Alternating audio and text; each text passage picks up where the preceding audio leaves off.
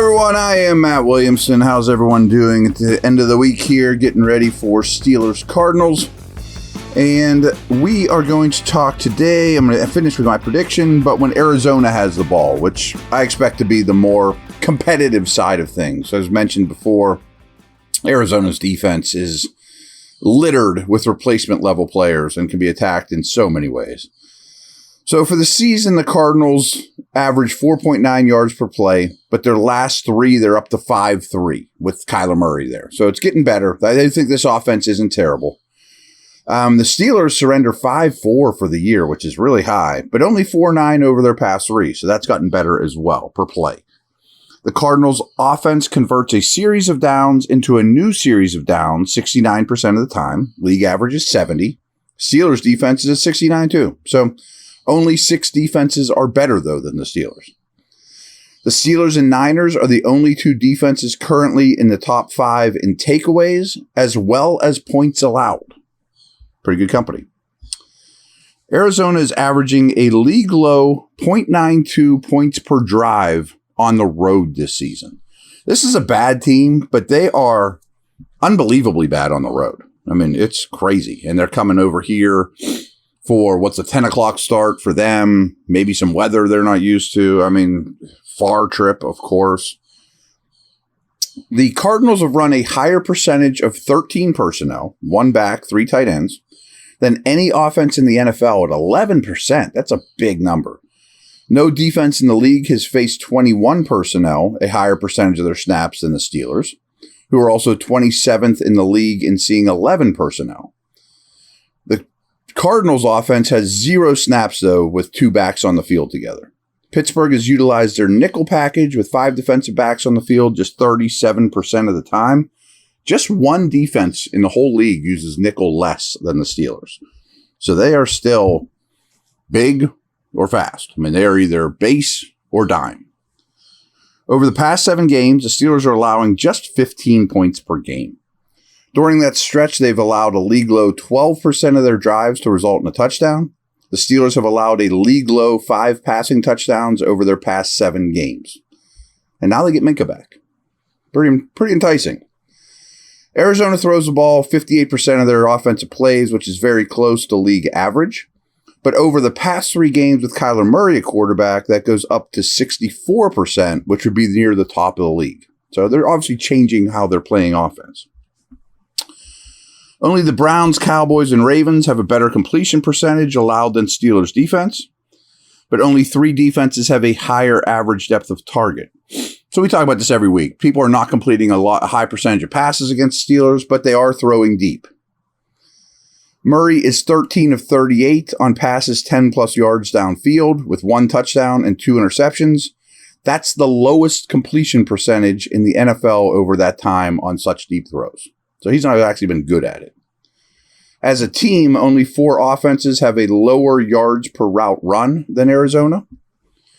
So I think you're aware that Joey Porter has been close to a lockdown guy, but how about these numbers? When he covered DeAndre Hopkins, that was 50 of 77 possible routes, including 53 of 58 on the perimeter and 7 of 19 from the slot. Against Porter, Hopkins had 1 catch for 17 yards on 5 targets. Cooper was 4 for 34 on his 4 targets against Porter. Then against Jamar Chase last week, Porter lined up opposite him 24 of 28 snaps, with Chase catching just 2 passes for 36 yards against Porter. Pretty darn good. Marquise Brown's a little scary in this one. 28% target per route run last week was his highest since week 6. But in his first 2 games with Murray, Brown was targeted just 5 times, catching 3 of them for 46 yards. They're crazy if they don't get him more involved, and I do expect Porter to follow Brown. With Michael Wilson out of the lineup the past 2 weeks, Greg Dortch has run a route on 81% of the dropbacks, posting a 23% target share and averaging 8.5 targets per game. So he's not a nobody. I mean, Greg Dortch's a pretty decent player. A guy that I'm really fond of, though, is their tight end, Trey McBride. He became a full-time starter in Week 8 when Zach Ertz got hurt. And since then, he averages 6.6 receptions and 70 receiving yards per game. He now has 25 targets from Murray in those 3 games and at least 7 in each game with Murray. Last week, only Marquise Brown was on the field for a higher percentage of Arizona's pass plays. And in Murray's first game back, McBride received a 28% target share. That number then dropped to 23.3 and then to 20 last week. But for the season, McBride ranked 2nd in targets per route run and 3rd in yards per route run amongst all tight ends in the league. So he's a good one. But however, the Steelers are 3rd best in the NFL, allowing 6.1 yards per target to opposing tight ends.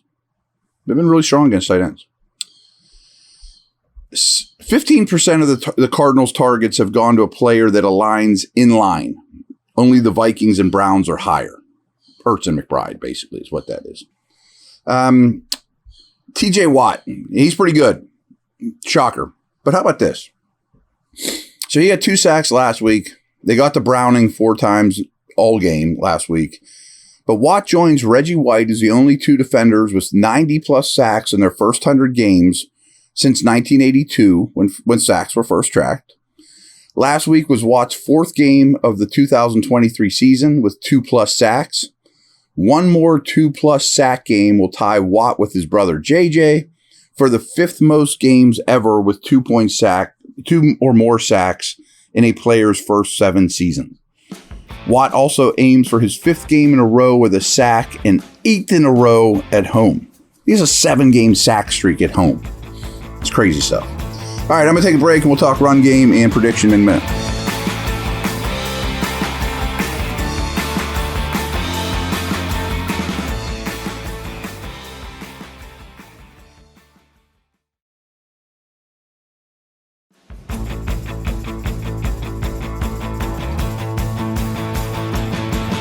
The Rams held James Conner just 27 yards on the ground, and Arizona as a team rushed for just 73 yards with only 2 rushing yards from Murray.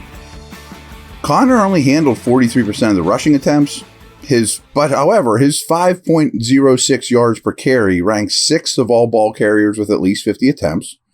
His 5.8 explosive run rate is just behind 8 runners.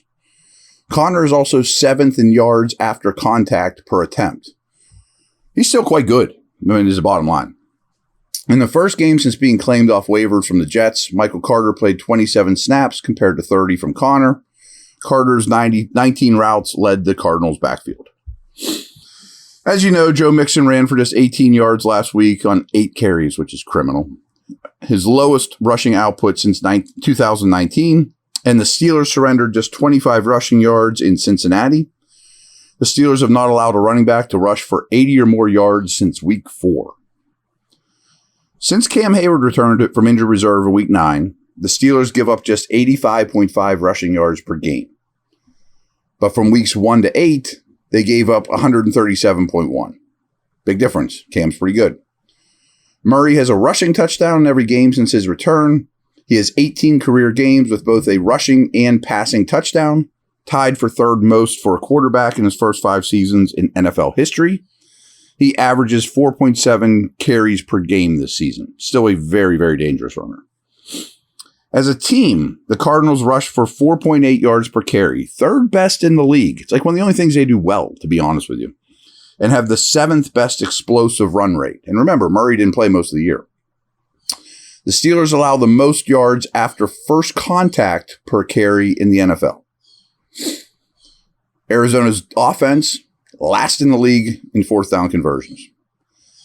Over the past 4 games, the Steelers are giving up 3.75 points in the second half of games. It's unbelievable. Second half of games, they're giving up less than 4 points per game. For the year, they're at 7-0. Only the Niners are better. The Cardinals are dead last in points produced in the first half of games. So if they stink producing points in the first half and the Steelers are great at limiting points in the second half, thus my prediction. I think the Steelers win this going away. I have them winning 24-10, and I know this offense doesn't score a lot of points, but the only reason I don't have them scoring more is because I think Tomlin will just run it 8 million times, and with great success and 2 backs and snap after snap after snap, and eat up all sorts of time of possession. And the fourth quarter, the Cardinals will be just gasping. Yeah, that's really what I think. I think the Cardinals will make some plays on offense. Not enough. I don't think they'll be on the field nearly enough. And then in your back pocket for the Steelers offense, you have great matchups with Pickens and Johnson on the outside. And I'm kind of just saying, if needed, attack those corners. But why not just play it close to the vest? I know that's not what you guys want to hear. You want to hear, oh, they're going to score 40.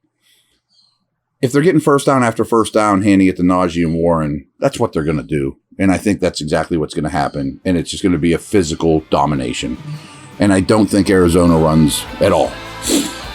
So there you have it. I'll be back. Chat the post game as usual. Over and out.